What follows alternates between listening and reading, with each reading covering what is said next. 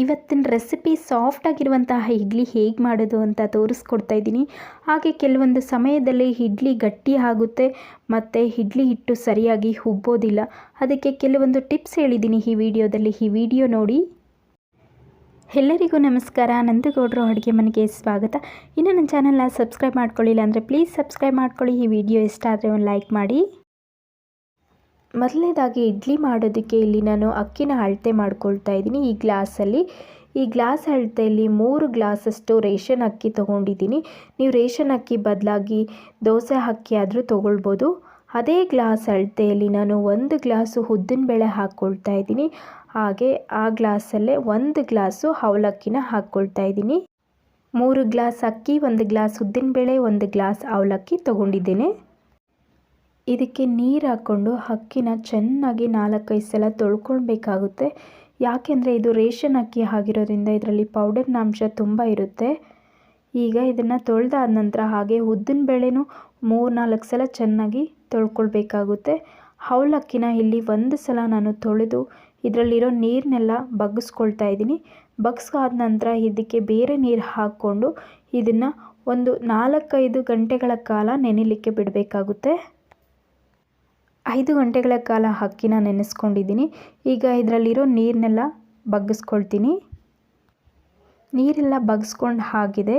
ಈಗ ನಾನು ಮೊದಲನೇದಾಗಿ ಉದ್ದಿನಬೇಳೆನ ಮಿಕ್ಸಿಗೆ ಹಾಕ್ಕೊಳ್ತಾ ಇದ್ದೀನಿ.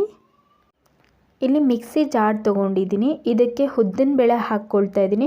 ಅರ್ಧ ಭಾಗದಷ್ಟು ಮಾತ್ರ ಹಾಕ್ಕೊಳ್ಳಿ. ಹಾಗೆ ಈ ಚಿಕ್ಕ ಗ್ಲಾಸಲ್ಲಿ 1 ಗ್ಲಾಸಷ್ಟು ನೀರು ಹಾಕ್ಕೊಳ್ತಾ ಇದ್ದೀನಿ. ನೀರು ಜಾಸ್ತಿ ಹಾಕ್ಕೊಳ್ಬೇಡಿ. ಈಗ ಇದನ್ನು ಮಿಕ್ಸಿಗೆ ಹಾಕ್ಕೊಂಡು ರುಬ್ಕೊಂಡು ಬರೋಣ. ಹೇಗೆ ರುಬ್ಬಬೇಕು ಅಂದರೆ ನಾವು ಮುಟ್ಟಿದ್ರೆ ಸಾಫ್ಟಾಗಿರಬೇಕು, ಬೆಣ್ಣೆ ಥರ ಇರಬೇಕು. ಉದ್ದಿನಬೇಳೆ ರುಬ್ಬಿರೋದು ನೋಡಿ ಈ ರೀತಿ ಇರಬೇಕು. ಈಗ ಇದನ್ನು ಒಂದು ಬಟ್ಲಿಗೆ ಹಾಕ್ಕೊಳ್ತಾ ಇದ್ದೀನಿ. ಇನ್ನು ಮಿಕ್ಕಿದ ಉದ್ದಿನಬೇಳೆ ಏನಿದೆಯೋ ಅದನ್ನು ಹಾಗೆ ರುಬ್ಕೊಂಡು ಬರೋಣ. ಉದ್ದಿನಬೇಳೆ ಎಲ್ಲ ರುಬ್ಬಾಗಿದೆ. ರುಬ್ಬಿರೋ ಹಿಟ್ಟೆಲ್ಲ ಈ ಬಟ್ಲಿಗೆ ಹಾಕ್ಕೊಂಡಿದ್ದೀನಿ. ಅಕ್ಕಿ ಜೊತೆನೇ ಇಲ್ಲಿ ಅವಲಕ್ಕಿನ ನಾನು ಮಿಕ್ಸ್ ಮಾಡ್ಕೊಳ್ತಾ ಇದ್ದೀನಿ. ಎಲ್ಲ ಇದ್ರ ಜೊತೆ ಮಿಕ್ಸ್ ಮಾಡ್ಕೊಂಡ ನಂತರ ನಾನಿಲ್ಲಿ ಒಂದು ಮಿಕ್ಸಿ ಜಾರ್ ತೊಗೊಂಡು ಮಿಕ್ಸಿ ಜಾರ್ಗೆ ಈ ಅಕ್ಕಿನ ಹಾಕ್ಕೊಳ್ತಾ ಇದ್ದೀನಿ. ಅರ್ಧ ಭಾಗದಷ್ಟು ಮಾತ್ರ ಹಾಕ್ಕೋಬೇಕಾಗುತ್ತೆ. ಈಗ ಹಾಕ್ಕೊಂಡ ನಂತರ ಇಲ್ಲಿ ನಾನು ಈ ಚಿಕ್ಕ ಗ್ಲಾಸಲ್ಲಿ 1 ಗ್ಲಾಸಷ್ಟು ನೀರು ಹಾಕ್ಕೊಳ್ತಾ ಇದ್ದೀನಿ. ನೀರು ಸ್ವಲ್ಪ ಕಮ್ಮಿನೇ ಹಾಕ್ಕೊಳ್ಳಿ.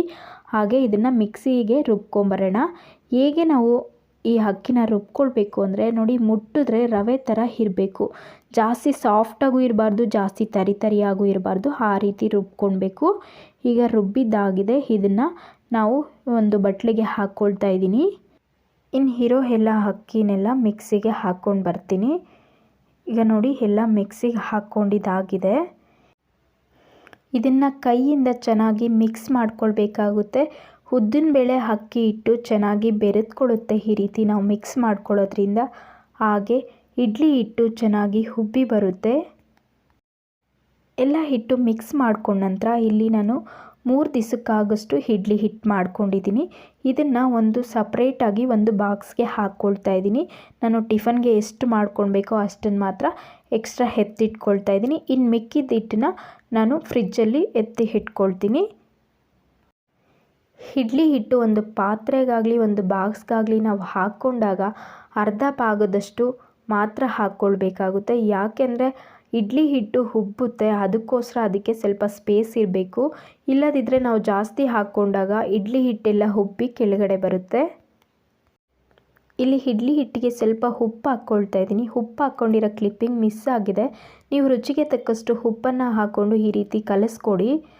ಚಳಿಗಾಲದಲ್ಲಿ ಮಳೆಗಾಲದಲ್ಲಿ ಆದರೆ ಮೊದಲೇ ನೀವು ಉಪ್ಪನ್ನು ಹಾಕಿ ಬೆರೆಸಿಟ್ಕೊಳ್ಳಿ ಇಡ್ಲಿ ಹಿಟ್ಟಿಗೆ. ಬೇಸಿಗೆ ಕಾಲದಲ್ಲಾದರೆ ನೀವು ಇಡ್ಲಿ ಮಾಡೋ ಸಮಯದಲ್ಲಿ ಉಪ್ಪನ್ನು ಹಾಕ್ಕೊಂಡ್ರೆ ಸಾಕಾಗುತ್ತೆ. ಯಾಕೆ ಅಂದರೆ ಇಡ್ಲಿ ಹಿಟ್ಟು ಬೇಸಿಗೆಗಾಲದಲ್ಲಿ ಬೇಗ ಉಬ್ಬುತ್ತೆ, ಚಳಿಗಾಲದಲ್ಲಿ ಮಳೆಗಾಲದಲ್ಲಿ ಬೇಗ ಉಬ್ಬೋದಿಲ್ಲ. ಅದಕ್ಕೆ ನಾವು ಮೊದಲೇ ಉಪ್ಪನ್ನು ಹಾಕ್ಕೊಳ್ತೀವಿ. ಚಳಿಗಾಲದಲ್ಲಿ ಮಳೆಗಾಲದಲ್ಲಿ ಈ ರೀತಿ ಕ್ಯಾಪ್ ಇರೋ ಬಾಕ್ಸ್ಗೆ ಇಡ್ಲಿ ಹಿಟ್ಟು ಹಾಕಿಡೋದ್ರಿಂದ ಇಡ್ಲಿ ಹಿಟ್ಟು ಚೆನ್ನಾಗಿ ಉಬ್ಬುತ್ತೆ. ಚಳಿಗಾಲದಲ್ಲಿ ಮಳೆಗಾಲದಲ್ಲಿ ಈ ಟಿಪ್ನ ಯೂಸ್ ಮಾಡಿ. ಇಲ್ಲಿ ಒಂದು ಬಾಣಲಿ ತಗೊಂಡು ಬಿಸಿನೀರು ಕಾಯಿಸ್ಕೊಂಡು ನಾನು ಇಡ್ಲಿ ಹಿಟ್ಟು ಹಾಕ್ಕೊಂಡಿರೋ ಬಾಕ್ಸನ್ನು ಇದರಲ್ಲಿ ಇಟ್ಕೊಳ್ತಾ ಇದ್ದೀನಿ. ಈ ರೀತಿ ಇಟ್ಕೊಳ್ಳೋದ್ರಿಂದ ನಮಗೆ ಇಡ್ಲಿ ಹಿಟ್ಟು ಚೆನ್ನಾಗಿ ಉಬ್ಬಿ ಬರುತ್ತೆ. 8 ಅವರ್ಸು ಇಡ್ಲಿ ಹಿಟ್ಟನ್ನ ಫರ್ಮೆಂಟೇಷನ್ ಆಗಲಿಕ್ಕೆ ಬಿಟ್ಟಿದ್ದೀನಿ. ಇಲ್ಲ ನೀವು ಒಂದು ಓವರ್ ನೈಟ್ ಆದ್ರೂ ಬಿಡ್ಬೋದು. 8 ಗಂಟೆಗಳ ನಂತರ ಇಡ್ಲಿ ಹಿಟ್ಟನ್ನು ತೋರಿಸ್ತಾ ಇದ್ದೀನಿ ಹೇಗೆ ಉಬ್ಬಿದೆ ಅಂತ. ನೋಡಿ, ಅರ್ಧ ಭಾಗದಷ್ಟು ಇಡ್ಲಿ ಹಿಟ್ಟನ್ನು ಹಾಕ್ಕೊಂಡಿದ್ದೆ, ಕಾಲು ಭಾಗದಷ್ಟು ಇಡ್ಲಿ ಹಿಟ್ಟು ಉಬ್ಬಿದೆ. ಈ ಚಳಿಗಾಲಕ್ಕೆ ಜಾಸ್ತಿ ಉಬ್ಬೋದಿಲ್ಲ, ಕಾಲು ಭಾಗದಷ್ಟು ಮಾತ್ರ ಉಬ್ಬುತ್ತೆ. ಅದೇ ಬೇಸಿಗೆಗಾಲದಲ್ಲಿ ಅರ್ಧ ಭಾಗದಷ್ಟು ಉಬ್ಬುತ್ತೆ.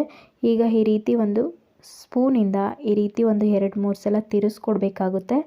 ತಿರುಗಿಸ್ಕೊಟ್ಟ ನಂತರ ಇದಕ್ಕೆ ನಾನು 1 ಚಿಟಿಕೆಯಷ್ಟು ಸೋಡಾನ ಹಾಕ್ಕೊಳ್ತಾ ಇದ್ದೀನಿ. ಹಾಕ್ಕೊಂಡು ಈಗ ಇದನ್ನು ಮಿಕ್ಸ್ ಮಾಡ್ಕೊಳ್ಳೋಣ, ಈ ರೀತಿ ತಿರುಗಿಸ್ಕೊಳ್ಳೋಣ. ನಾನು ಇಡ್ಲಿ ಮಾಡೋದಕ್ಕೆ ಈ ರೀತಿ ಇಡ್ಲಿ ಪಾತ್ರೆ ತೊಗೊಂಡಿದ್ದೀನಿ.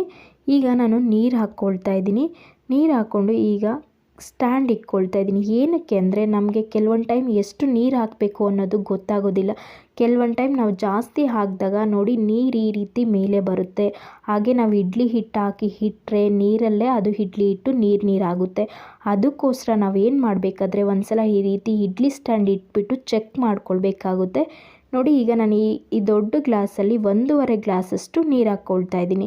ಈಗ ನೀರು ಹಾಕ್ಕೊಂಡು ಇಡ್ಲಿ ಸ್ಟ್ಯಾಂಡ್ ಇಟ್ಕೊಂಡು ಚೆಕ್ ಮಾಡ್ಕೊಳ್ತಾ ಇದ್ದೀನಿ. ನೋಡಿ, ಈಗ ನೀರು ಕೆಳಗಡೆನೇ ಇದೆ, ಈಗ ನೀರು ಮೇಲೆ ಬಂದಿಲ್ಲ. ಹಾಗಿದ್ರೆ ಇದು ಕರೆಕ್ಟಾಗಿ ಇದೆ ಅಂತ. ಈ ರೀತಿ ಇಡ್ಲಿ ಪಾತ್ರೆ ತಗೊಂಡಾಗ ಈ ಟಿಪ್ಸ್ನ ಯೂಸ್ ಮಾಡಿ. ದೊಡ್ಡ ಲೋಟದಲ್ಲಿ 1.5 ಲೋಟದಷ್ಟು ನೀರು ಹಾಕ್ಕೊಂಡಿದ್ದೀನಿ. ಈಗ ಇದನ್ನು ಗ್ಯಾಸ್ ಮೇಲೆ ಇಡ್ತಿದ್ದೀನಿ. ನೀರು ಕಾಯ್ತಾ ಇರಲಿ, ಅಷ್ಟರಲ್ಲಿ ನಾನು ಇಲ್ಲಿ ಇಡ್ಲಿ ಪ್ಲೇಟ್ಗೆ ಎಣ್ಣೆನ ಸವರ್ಕೊಳ್ತಾ ಇದ್ದೀನಿ. ಎಣ್ಣೆನ ಸವರ್ಕೊಂಡ ನಂತರ ಇಲ್ಲಿ ಇಡ್ಲಿ ಹಿಟ್ಟು ಹಾಕ್ಕೊಳ್ತಾ ಇದ್ದೀನಿ. ಇಡ್ಲಿ ಹಿಟ್ಟು ಹಾಕ್ಕೊಂಡ ನಂತರ ಇದನ್ನು ಸ್ವಲ್ಪ ಈ ರೀತಿ ಟ್ಯಾಪ್ ಮಾಡಿ ನಂತರ ಎಲ್ಲ ಇಡ್ಲಿ ಪ್ಲೇಟ್ಸ್ಗೆಲ್ಲ ಇಡ್ಲಿ ಹಿಟ್ಟು ಹಾಕ್ಕೊಂಡು ಇಟ್ಕೊಂಡಿದ್ದೀನಿ. ಈಗ ಇಲ್ಲಿ ಬಿಸಿ ನೀರು ಕಾಯ್ತಿದೆ.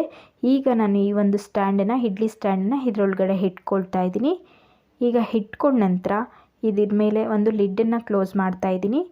ಕ್ಲೋಸ್ ಮಾಡಿ ಇದನ್ನು ಒಂದು ಮೀಡಿಯಮ್ ಫ್ಲೇಮಲ್ಲೇ ಒಂದು 10 ನಿಮಿಷ ಇಲ್ಲ ಒಂದು 15 ನಿಮಿಷಗಳ ಕಾಲ ಬೇಯಿಸ್ಕೊಳ್ಬೇಕಾಗುತ್ತೆ. ಇಲ್ಲಿ ನಾನು 10 ನಿಮಿಷ ಇಡ್ಲಿನ ಬೇಯಿಸ್ಕೊಂಡಿದ್ದೀನಿ. ಈಗ ಲಿಡ್ಡನ್ನು ಓಪನ್ ಮಾಡಿ ತೋರಿಸ್ತಾ ಇದ್ದೀನಿ. ನಮಗೆ ಇಡ್ಲಿ ಬೆಂದಿದೆ ಅಂತ ಹೇಗೆ ಗೊತ್ತಾಗುತ್ತೆ ಅಂದರೆ, ಕೈನ ಈ ರೀತಿ ಸ್ವಲ್ಪ ನೀರಲ್ಲಿ ತೇವ ಮಾಡಿಕೊಂಡು ಈ ರೀತಿ ಮುಟ್ಟಿ ನೋಡಿದಾಗ ನಮಗೆ ಇಡ್ಲಿ ಅಂಟಬಾರ್ದು. ಹಾಗಿದ್ದಾಗ ಇಡ್ಲಿ ಬೆಂದಿದೆ ಅಂತ ಅರ್ಥ. ಈಗ ಇಡ್ಲಿ ಆಗಿದೆ. ಇಡ್ಲಿ ಸ್ಟ್ಯಾಂಡನ್ನ ಈಗ ಕೆಳಗಡೆ ಇಟ್ಕೊಂಡಿದ್ದೀನಿ. ಈಗ ಒಂದು ಸ್ಪೂನ್ ತೊಗೊಂಡು ಒಂದು ಸ್ಪೂನ್ ಸಹಾಯದಿಂದ ಈ ರೀತಿ ರೌಂಡ್ ಶೇಪಲ್ಲಿ ತಿರುಗಿಸ್ಕೊಳ್ಳಿ. ಇಡ್ಲಿನ ಈ ರೀತಿ ತಿರುಗಿಸ್ಕೊಂಡು ನಾನು ಇಡ್ಲಿನ ತೆಗೆದುಕೊಳ್ತಾ ಇದ್ದೀನಿ.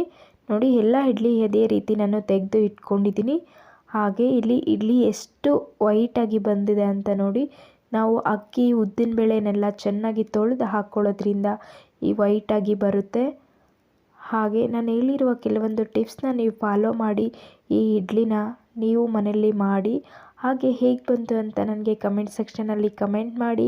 ಈ ವಿಡಿಯೋ ಇಷ್ಟ ಆದರೆ ಒಂದು ಲೈಕ್ ಮಾಡಿ, ನಿಮ್ಮ ಫ್ರೆಂಡ್ಸ್ ಆ್ಯಂಡ್ ಫ್ಯಾಮಿಲಿಗೆ ಶೇರ್ ಮಾಡಿ. ಇನ್ನಷ್ಟು ಒಳ್ಳೆಯ ರೆಸಿಪಿಗಳಿಗೋಸ್ಕರ ನಮ್ಮ ಚಾನಲ್ನ ಸಬ್ಸ್ಕ್ರೈಬ್ ಮಾಡ್ಕೊಳ್ಳಿ. Thank you friends, bye.